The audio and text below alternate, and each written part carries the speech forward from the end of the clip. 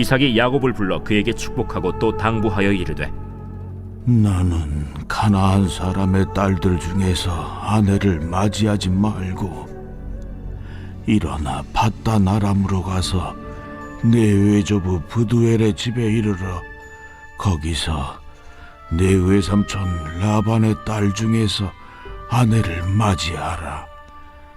전능하신 하나님이 내게 복을 주시어 네가 생육하고 번성하게 하여 네가 여러 족속을 이루게 하시고 아브라함에게 허락하신 복을 내게 주시되 너와 함께 내 자손에게도 주사 하나님이 아브라함에게 주신 땅 곧 네가 거류하는 땅을 네가 차지하게 하시기를 원하노라. 이에 이삭이 야곱을 보내매 그가 밧단 아람으로 가서 라반에게 이르렀으니 라반은 아람 사람 부두엘의 아들이요 야곱과 에서의 어머니 리브가의 오라비더라.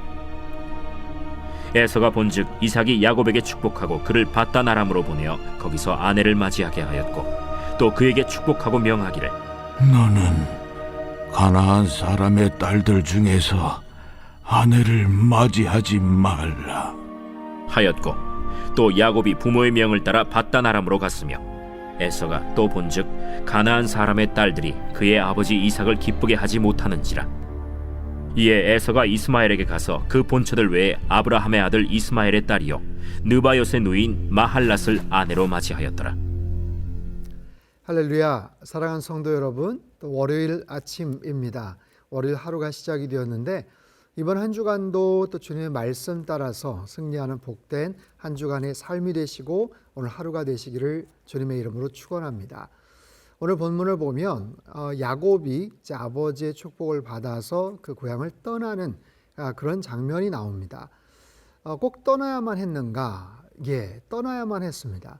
자기 형 에서를 속였고 아버지를 속여서 장자의 축복을 받았던 그런 야곱이죠. 형 에서는 뒤늦게 그 사실을 정황을 알고 동생을 향한 엄청난 분노와 적개심에 가득 차 있었던 그런 상황이에요. 떠나보낼 수밖에 없었던 그 연휴에는 어머니 리브가의 역할이 컸습니다. 어제 본문인데요.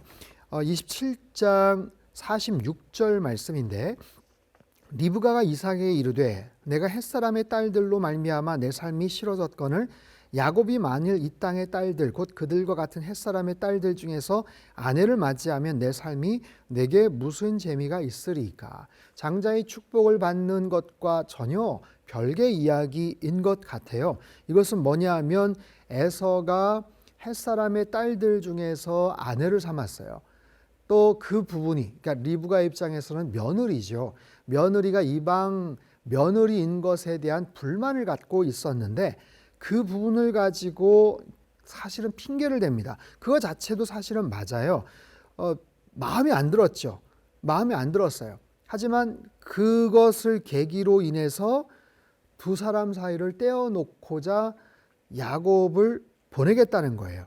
햇사람의 딸들처럼 이방 여인을 맞이하지 않도록 자기가 태어났던 자기 그 고향 땅으로 가서 아내 될 사람을 찾아오게끔 하면 어떻겠습니까? 라는 거죠. 그렇게 해서 지금 에서와 야곱 사이를 좀 떼놓으려고 합니다. 안 그러면 어떻게 문제가 생길지 몰라요. 형 에서가 장남 에서의 그 분노와 적개심이 동생을 막 죽여버리겠다고까지 하는 그런 상황이기 때문에 리브가는 대단히 계산이 빠른 사람이고 눈치가 아주 빠른 사람 그리고 실행력도 좋은 사람이에요. 그래서 야곱을 지키기 위한 핑계로서 중요한 영적인 의미를 담아서 남편 이삭을 설득을 하죠.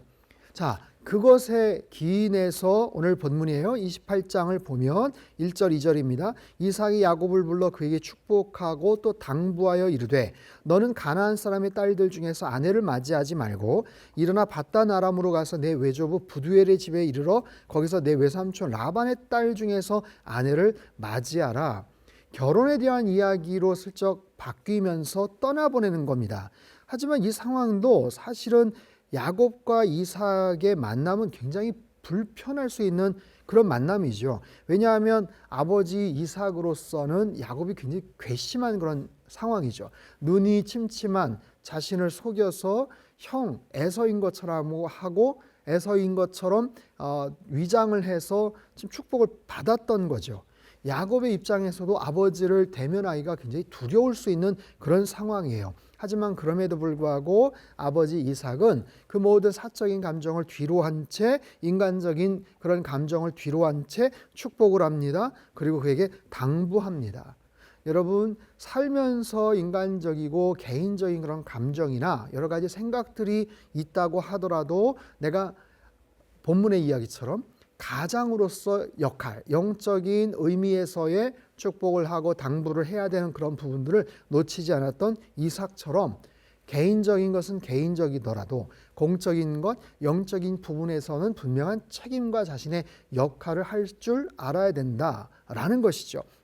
3절 이하에 보면 본격적인 축복의 내용이 나오죠. 전능하신 하나님이 내게 복을 주시어 네가 생육하고 번성하게 하여 내가 여러 족속을 이루게 하시고 아브라함에게 허락하신 복을 내게 주시되 너와 함께 내 자손에게도 주사 하나님이 아브라함에게 주신 땅 곧 네가 거류하는 땅을 네가 차지하게 하시기를 원하노라.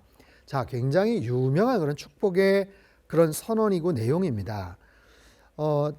속아서 그 맏형인 줄 알고 에서인 줄 알고 축복을 했었을 그 당시하고는 달리 분명한 야곱인 줄 알고서도 축복을 하는 내용이에요. 하나님이 어떤 하나님이시다? 전능하신 하나님이시다. 그리고 그 축복의 내용들을 가만히 보면 생육하고 번성하여 여러 족속을 이루게 하시고 너를 지켜주시기를 원하노라 라고 말씀을 하시죠. 여러분, 이 내용을 가만히 보면요, 이 축복의 핵심, 그 축복, 그 내용의 가장 중심이 어디에 있냐면 바로 결혼에 있습니다. 배우자 문제에 있다라는 거예요. 오늘 생명의 삶 그 제목을 보면 약속의 길을 따르는 야곱, 약속에서 멀어지는 에서인데 오늘 본문 곳곳에 아내를 맞이한다라는 것이 가장 중심된 주제이죠. 1절에도 보면 아내를 맞이하지 말고 2절 아내를 맞이하라. 6절에도 보면 아내를 맞이하게 하였고 아내를 맞이하지 말라 하였고 8절에도 보면 가나안 사람의 딸들이 이삭을 기쁘게 하지 못하는지라. 그리고 9절에도 보면 아내로 맞이하였더라. 아내를 맞이한다라는 것이 굉장히 중요한 오늘 본문의 어떻게 보면 키워드이죠. 어떤 아내를 맞이할 것인가, 거기에 따라서 모든 영적인 축복이 거기에서 출발하고 그 내용이 결정이 되더라라는 거예요. 생육하고 번성하는 것, 여러 족속을 이루게 하는 것, 그 출발이 어디에 있어요? 결혼에 있어요. 어떤 배우자를 만나느냐라는 거죠. 누구를 만나서 결혼을 할 것이냐, 어떤 배우자를 통해서 어떤 자녀를 낳게 될 것이고 어떤 혈통을 이어가게 할 것인가. 이삭도 그렇게 해서 리브가를 만났죠. 아브라함도 엄청난 실수를 겪으면서 100살까지 기다리지 않았습니까? 어떤 아내를 맞이하는가, 어떤 가정을 이루는가, 이 부분이 너무너무 중요한 거예요. 영적 축복의 그 핵심이 바로 결혼에 있다라는 거예요. 배우자에 있다라는 거예요. 이것을 오늘날로 적용을 하면 믿음의 가정을 이루는 것, 결혼하지 않은 우리 자녀들이 있다면 정말 믿음의 배우자를 만나는 것, 거기에서부터 모든 영적인 축복이 거기서 출발하더라라는 것이죠. 이미 결정이 되고 이미 믿지 않는 불신자 남편이나 아내와의 여러 가지 고민이나 갈등이 있으신 분들이라고 할지라도 이제부터라도 그 부분을 놓고 기도를 하시고 또 믿지 않는, 믿음이 있었지만 떠나간 그 자녀들이 있다면 이 부분을 놓고 기도하시고 할 수 있는 한 영적인 가정, 믿음의 가정으로 하나님 앞에 나아갈 수 있게 되기를 여러분 기도하시기를 바랍니다. 자, 계속해서 이 본문을 보도록 하겠습니다. 6절 이하. 에서가 본즉 이삭이 야곱에게 축복하고, 에서가 눈에 띄는 장면이 에서의 눈에는 굉장히 불편한 어떤 그런 내용이 눈에 들어오는 거예요. 안 그래도 야곱이 미운데 아버지가 야곱을 축복하는 내용이 나와요. 8절에 보면 에서가 또 본즉 가나안 사람의 딸들이 그의 아버지 이삭을 기쁘게 하지 못하는지라. 가나안 사람의 딸들이라는 것은 자기의 아내죠. 와이프들입니다. 2명의 아내를 얻었거든요. 26장 34절 이하에 보면 해쪽 속의 딸들을 아내로 맞이했다라는 장면이 나와요. 근데 그때 상황에서도 에서는 그 영적 분위기를 잘 몰랐던 것 같습니다. 왜 그렇게 부모가 싫어했던 어떤 결혼을 했는지 모르지만 리브가도 바로 전 27장 아까 처음에 읽었던 것처럼 아주 노골적으로 싫어했고 이 8절에도 보면 아버지 이삭을 기쁘게 하지 못했다. 이삭이 싫어했다라는 것이죠. 그제서야 이제 눈치를 챕니다. 그러면 나도 어떻게 하면 그 부모님이 좋아하실 아버지에게 기쁨이 될 그런 좀 선택을 할 수 있을까 해서 또 다른 아내를 맞이하는데 그 아내가 누구냐면 9절이에요. 이에 에서가 이스마엘에게 가서 그 본처들 외에 아브라함의 아들 이스마엘의 딸이요 느바요스의 누인 마할랏을 아내로 맞이하였더라. 그러면 부모가 좋아할 줄 알았어요. 이삭과 리브가에게 칭찬받을 줄 알았어요. 하면서 선택을 한 게 이스마엘의 그 자녀들입니다. 관계 회복을 꿈꾸었고 그 부모에게 기쁨이 되기를 소망을 했지만 사실상 더 멀어졌죠. 이것을 오늘 생명의 삶에서는 약속에서 멀어지는 에서라고 말합니다. 이것을 주석을 보면 이스마엘의 길을 걸어가는 에서다라고 표현까지 해요. 이스마엘의 길을 가요. 이삭의 길과 이스마엘의 길은 완전히 다른 거거든요.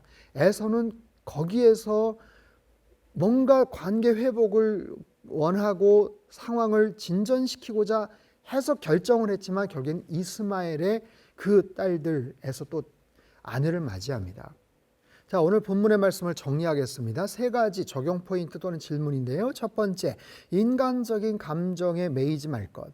인간적으로 속상하거나 어떤 특별한 상한 감정이 있다고 하더라도 영적인 그 역할과 책임감을 충실히 감당할 것.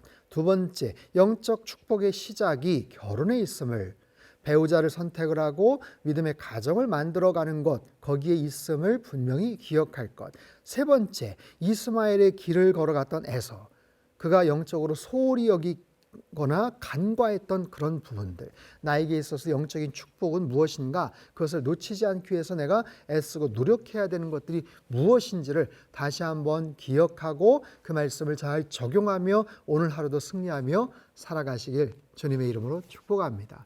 기도하겠습니다.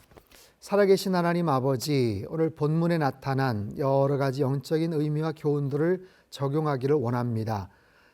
인간적인 감정이나 또 상한 그런 부분들이 있어도 영적인 자신의 역할들에 최선을 다할 줄 아는 하나님의 사람들 되게 하시고 모든 영적인 축복의 그 시작과 출발이 믿음의 가정을 이루는 것임을 다시 한번 분명히 깨닫게 하여 주시옵소서. 또한 에서와 같이 영적인 축복에 대해서 함부로 여기거나 소홀히 생각하는 일이 있다면 하나님 다시 한번 우리를 깨우쳐 주시고 너무나도 당연하게 생각하는 그런 부분들 그 속에서 더욱더 감사하고 영적인 의미와 그 축복에 대해서 더 구체적으로 반응할 줄 알아가는 하나님의 사람들로 살아갈 수 있도록 주님 축복하시고 인도하여 주시옵소서. 존귀하신 예수님의 이름으로 기도합나이다. 아멘.